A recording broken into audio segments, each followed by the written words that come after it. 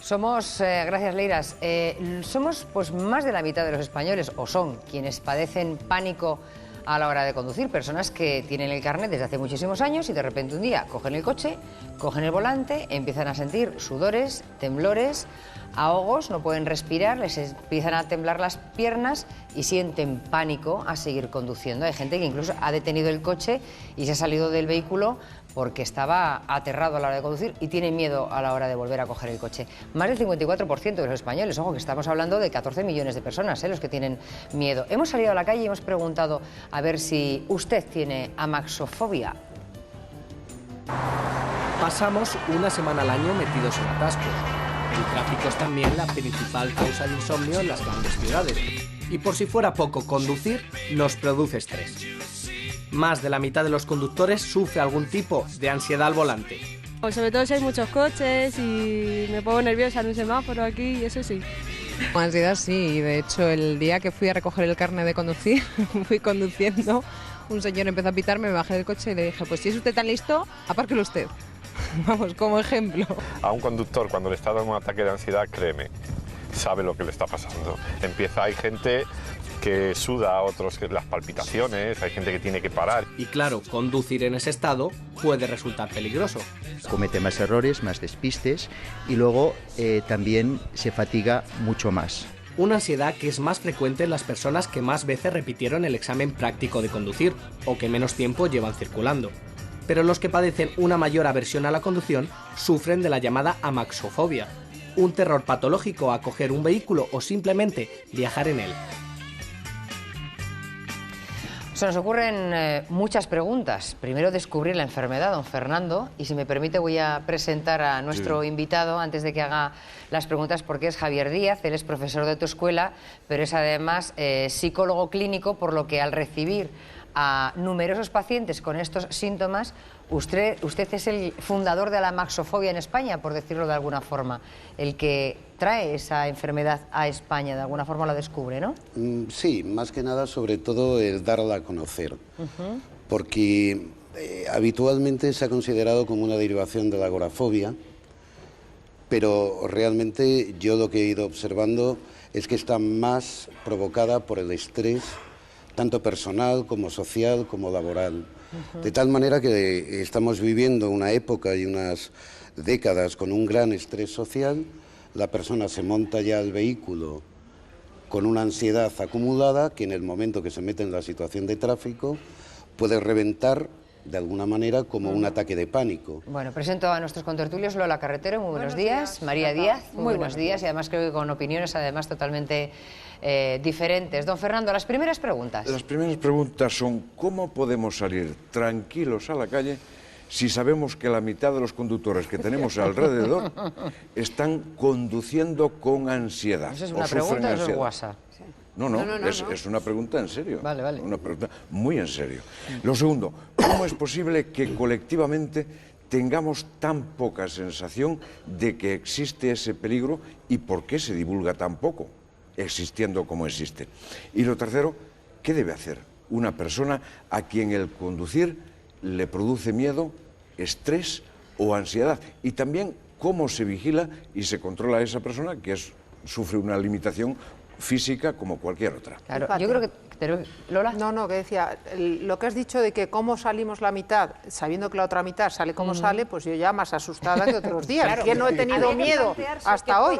No, a mí lo que me preocupa, María, fíjate, quería decir que hasta que esto se descubre o no, se consolida ya en una consulta, la mitad de las personas salen así, pero es que en este país, que es el mayor consumidor de antidepresivos y ansiolíticos, o uno de los mayores de Europa, lo que no tenemos en cuenta es que mucha gente que ya sufre previamente esa ansiedad sale medicado, muchos dopados, que no se detecta nunca. No se detecta porque si tú sales con 3 ansiolíticos, pues puede que no te dé el miedo a ti, pero tú vas con la mitad de los reflejos. Hombre, vas con la mitad de los reflejos, vas con la mitad que no se detecta, porque aquí solo se detecta el alcohol, pero hay muchísima gente que con pastillas o drogas legales sale. Habría que ver con lo cual, miedo, de gente con ese trastorno reconoce que lo tiene, ¿no? Bueno, sobre todo una cuestión, ¿no? En relación al estudio que ha publicado ahora Audi, ese 54%, lo que no está especificado son los niveles de ansiedad Quiero decir que el término ansiedad es tan genérico y amplio que, lógicamente, si a mí me preguntan, oiga, ¿usted alguna vez tiene miedo conduciendo? Diría, pues sí, cuando me dan un susto. Entonces, claro. Pero en ese caso la ansiedad no depende de uno, depende de un tercero. Sí, sobre No es todo lo mismo. que estaríamos hablando de una ansiedad. Claro, y que es una ansiedad positiva. Puesto que en ese momento que me dan un susto, que yo tenga una respuesta de miedo, favorece que solucione el problema, ¿no? La gente que tiene ya un grado de amaxofobia muy exagerado, es decir, constante, no suelen resultar un peligro porque ellos mismos autolimitan su conducción. O sea, que son prudentes, son conscientes de lo que Muy padecen. conscientes. Reaccionan ante su miedo. Claro. Muy conscientes. Sí, pero hay mucha gente Hombre. que reacciona cuando ha provocado un conato o porque no se reconoce tan fácil, ¿no? Ya. Y además es muy difícil cuando salimos, como decía, presionado por una presión social, laboral, hogareña, Y lo volcamos todo en esa No, pero máquina. cuando te metes en el coche, tú te relajas. Tú has llegado a un lugar donde estás un poco protegido, donde es tu hábitat natural. Y a Dame un veces no segundito. estamos en control de lo que llevamos dentro. Les presento a Begoña Luna. Begoña, señora Luna, buenos días. Buenos días. ¿Usted padece amaxofobia? Sí, un poquito sí. ¿Cuál? ¿En qué nivel? A ver, pues de momento ahora solo cojo los coches los fines de semana y así cuando me veo tranquila y relajada para conducir. Porque usted lleva conduciendo toda la vida y de repente un día, ¿qué siente? Que siento, bueno, pues salía del trabajo, llevaba así como mucho un ritmo de trabajo, de vida personal así bastante fuerte, iba en el coche y noté la sensación esta de que me iba a marear, como una sensación de que me iba a perder el conocimiento. Entonces, desde entonces, pues voy con mucho más cuidado. ¿Y usted se daba cuenta de que... ¿Cuándo se empezó a relacionar su sintomatología con el coche? Bueno, pues es que me pasó 2 o 3 veces. La tercera fue mucho más bestia, mucho más fuerte. Entonces, a partir de ahí sí que fui consciente que tenía un problema. Que después, bueno, yendo al médico me dijo que era ansiedad y yo lo relacionaba con el coche porque donde me mareé fue en el coche. O sea, que el médico no le relacionó su padecimiento con el coche. ¿Fue usted la que llegó a esa conclusión? Sí, pero bueno, tuve que ir al médico, Tuve que ir al médico porque veía que no había sido normal lo que me había pasado. ¿Y cómo le puso remedio? ¿Cómo le pongo remedio? A ver, intento tomarme ya en general todo lo que es la vida, ya no solo el coche, O sea, todo con mucha más calma y cuando cojo el coche realmente tengo que sentirme a gusto, relajada y tranquila. ¿Y lo consigue? Hay días que sí y hay días que no.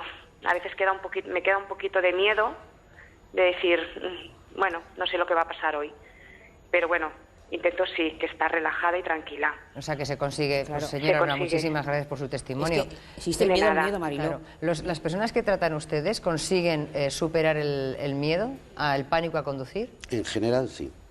Lo que no suele... además se produce un cambio en la persona de cómo conducía antes de padecer el problema a cómo conducen después. ¿A mejor?